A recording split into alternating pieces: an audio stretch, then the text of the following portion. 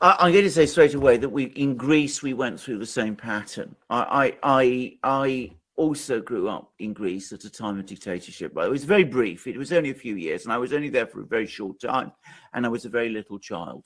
But I left Greece in the 60s. I only went back once.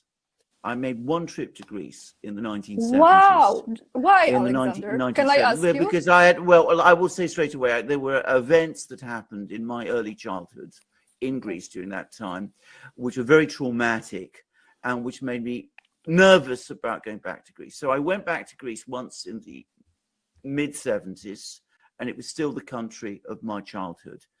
And then I came back to Greece in the late 80s, and it was transformed.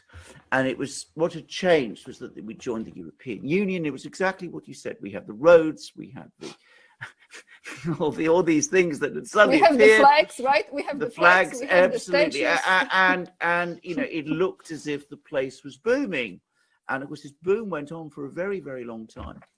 And then, of course, it all became very clear that the boom itself was built on sand, because it also exacerbated corruption problems in Greece, which of course were always there, but it made them much, much worse.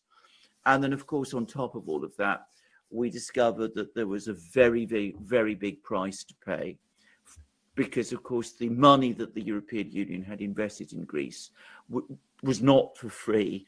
It came with some very tough conditions. And I'm not just talking about economic conditions, but of course it did buy within Greece a client base, which we still have, and which remains very vocal and very powerful, and which controls the media in Greece. I mean, it's the public voice, because it controls the media.